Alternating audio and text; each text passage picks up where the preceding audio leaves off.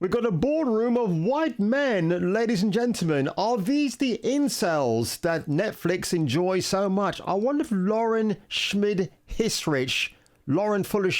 Histridge is behind this TV series. I will think not, but boy, if I see her name in the credits, I'm going to absolutely lose the plot. Who are you? You must be Sam Fisher. I'm Anna Grimm's daughter. Pleased to meet you. Third echelon lead programmer. You've done your homework. Some of it. I'm still a little foggy on my OPSAT. For today's video, I should have been wearing my handmade Sam Fisher Splinter Cell t-shirt, but obviously, as you can see, the production value on my channel is so high that it's neither here or there. I love Sam Fisher. I love Tom Clancy. Right here, I've got one of my favorite Splinter Cell games that I love to replay. And I brought this particular title up for a specific reason, which I'll get back to later on in the video. But a couple of days ago, Netflix, the guilty culprits, dropped a brand new Splinter Cell cartoon. But it's Netflix. I mean, if this were an Amazon show, I would expect the same treatment as before. Now, what am I talking about? It's a new TV series called Splinter Cell Deathwatch, and all seems good until you see the poster. Here's what I'm talking about.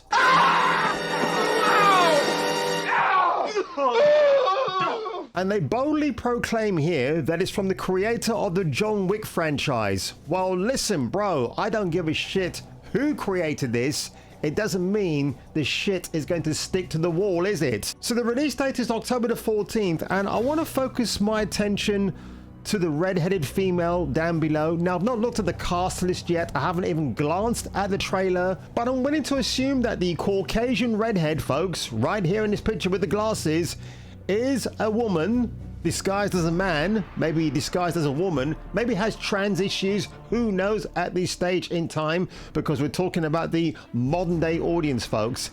I think she's the character Grimm. Now, if it is grim, well, this whole video will become very, very grim for reasons I will get into in a short while.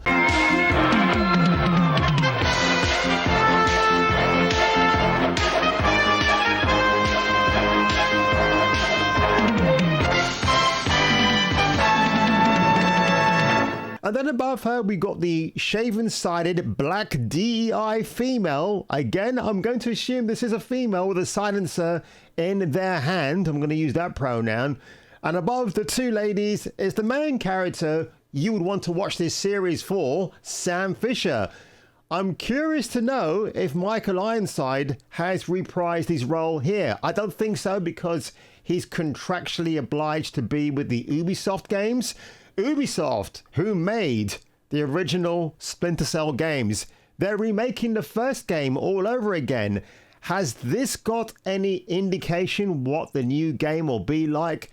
Are we going to get that game a remake from the original back in the day? I don't know. You tell me. But I'm going to watch the trailer, and I'm not going to give Netflix any reason to copyright claim me on this one, because I'm just going to give you some still images and then we can have a look for ourselves. But I want to watch the trailer, folks, and then I'll come back to you with some slides, and then we'll just go through it all, because oh my god, I've heard this trailer got absolutely ratioed to hell and back, and quite deservedly so.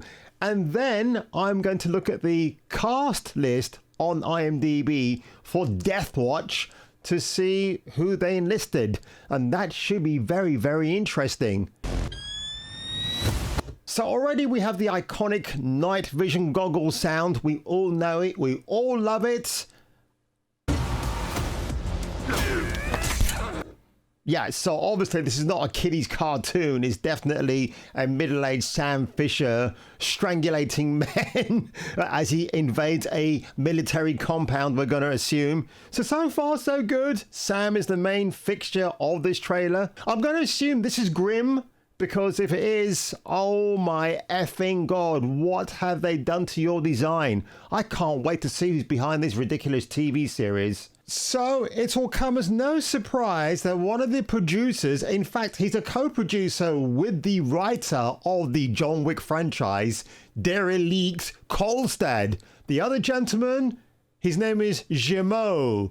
Not Yves Guillemot, but his other family member, Gerard Depardieu Guillemot. He is one of the EPs on this series. Is it any wonder why the female designs in this trailer look absolutely horrible? Because for the uninitiated, Ubisoft has fully embraced not just Sweet Baby Inc. philosophies, but also DEI, Bridge, ESG, the usual BlackRock nonsense. What a big surprise.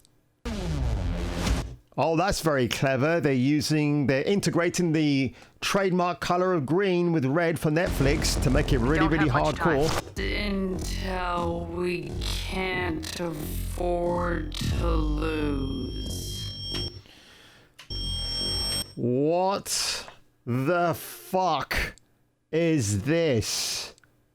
Oh, gee. I'm going to assume that she's one of the good guys working for Sam Fisher's Intel unit. I'm pretty sure that is the case, or she could be a double agent. Who knows at this stage? Again, this don't mean shit to me, bro. I don't care if you got Steven Spielberg involved. I don't care if you got James Cameron somehow involved in it. It doesn't mean anything to me.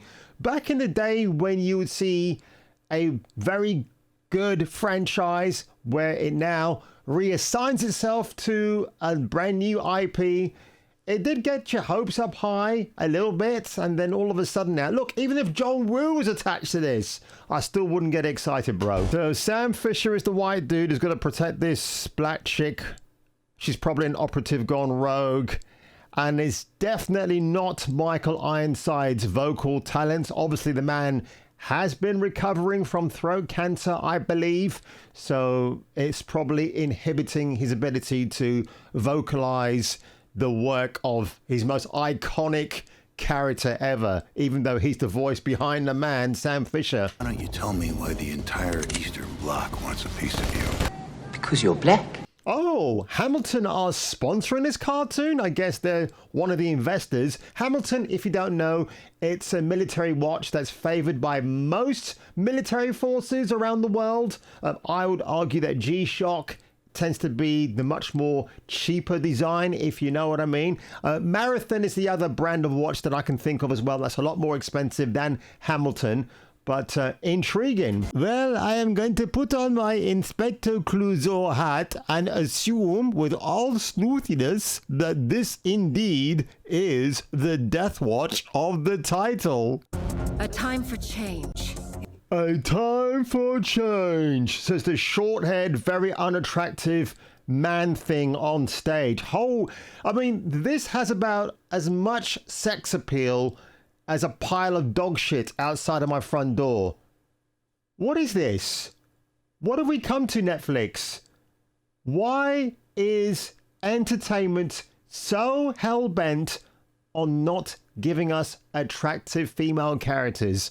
I'm not saying they all have to look like an animated version of Sydney Sweeney with the cleavage just pulsating. We don't have to have that, but you can have an attractive female. No eyelashes, just devoid of any personality. Oh my God, seriously, dude, seriously. I know some of you are going to sit here thinking, Kung Fu, you're turning into that middle-aged conspiracy theorist. I tell you what, too late. I've already become that guy. The bandana, the sleeveless t-shirt. Come on, you not seeing the signs already? But I still got my sanity. I'm speechless. I'm absolutely speechless. This mission is personal. We've got a boardroom of white men, ladies and gentlemen. Are these the incels that Netflix enjoys so much? I wonder if Lauren Fuller Schmid Histridge is behind this TV series. I will think not, but boy, if I see her name in the credits, I'm gonna absolutely lose the plot. Wait a minute, no, there is a bro here, isn't there? There is a black dude here. Am I Now, I don't know, maybe it's the shading, but maybe this guy at the end of the table is a black dude. Maybe, but it's hard to tell. And that, I'm assuming that is who later grows up to have shorter hair and looks like a man on a Friday night in Dragtown, USA. Yep, it's her. Ready, Cinderella? I am. Let's have a look at the warning signs here, folks. Here we go. So DEI operative field agent is telling Sam the following. Get up close, gather intel, avoid blowback. Or blowback, I should say. That was a terrible Freudian slip. She's telling a seasoned pro assassin, a government official, Sam Fisher, what to do. Are you kidding me? Come on, Netflix. Know that they must break it. Says the trans villain. This dude looks... Am I supposed to be scared of this guy? I mean, are you kidding, man? There's not... It doesn't even have an Adam's apple. You can't tell if he's a man or a woman. What the hell? It's got the male vocals for sure, but holy bro, man. Well, what the...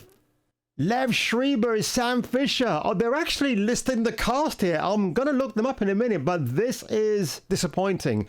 This is Ray Donovan. I thought Lev Schreiber was actually quite a based fella, but quite clearly is not. Who the hell do you think you are? Kirby Hal Baptiste is Zinnia McKenna. I have no idea. Her surname sounds familiar. Is it Marianne Baptiste? Is that who I'm thinking of? The British actress who used to be in Without a Trace. I don't think they're related, but let's carry on. Stunning and brave, ladies and gentlemen. Fierce DEI warrior beats up white defenseless, no combat skilled white chick. Who do you think's going to win this round? So you've got the feels of John Wick here. Supposedly you got DEI assassin knocking out men with pipes, but the animation is very similar to that of the Lara Croft series voiced by Hayley Atwell. The animation's terrible here. You know what? Watch the cutscenes from the video games. They're way more big budgeted and much more wholesome. Wrong word, but they're a lot more jaw-dropping to look at. They're way better executed than this drivel right here. Nice of you to finally pay me a visit. Yeah, can you put me out of my misery, Fisher, and put us all out of our misery? I mean, what the hell, dude? Is he going to let the gun off? Let's see. No, Tom Clancy will be turning in his grave right now. 1996, when Tom co-formed Red Storm Entertainment, a division of Ubisoft, and later brought out Splinter Cell. Unlike The Witcher's Andrzej Sapkowski, who didn't understand why his novels will be turned into really high-tier video games with CD Projekt Red, lost millions of dollars or the Polish currency, whatever it is at the time. At least Tom Clancy understood the profiteering, and I don't mean that in a criminal sense, what he can make from his name and his IP with a game studio that knows what they're doing. And I miss those days and I miss those times, but honestly, when I look at this trailer, I'm not impressed. It's the same Netflix drivel all over again. Now, I want to look at the cast list right here to see who else is involved. Well, Kirby Hal Baptiste will look exactly as you think she sounds. Janet Varney is Grim. So that is the redhead that we saw at the beginning. Jel Ouellette is Thunder. And Miranda Rasson is whoever. So Kirby Hal Baptiste was in Killing Eve with Jodie Comer. She's English. She seems okay. Oh, she was in Neil Gaiman's The Sandman. I'm assuming she was the race-swapped character from that. And apparently they're eyeing her up to play Storm in the new version of the X-Men. To be honest, I don't give a shit about the X-Men movie these days, or whatever news they're going to set upon us, because you know what they're going to do, right? It's going to be Bella Ramsey's going to be Jubilee, and I don't really care.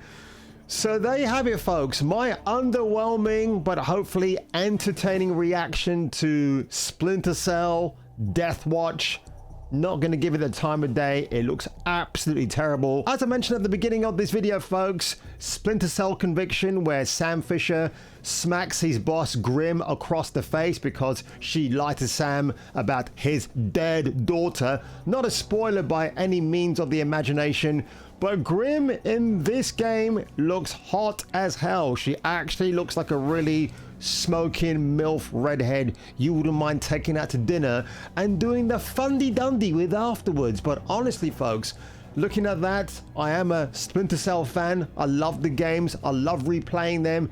Even the 2013 Blacklist is still very good in my opinion, even though there was some backlash against that game because they couldn't get Michael Ironside to reprise his role as Sam Fisher. But on that one, folks, if you were me and if I were you, and you might still be feeling a tad blue, especially if you're Jimmy Kimmel, who's now indefinitely suspended from ABC, I'll catch you catching me for the return of the next video.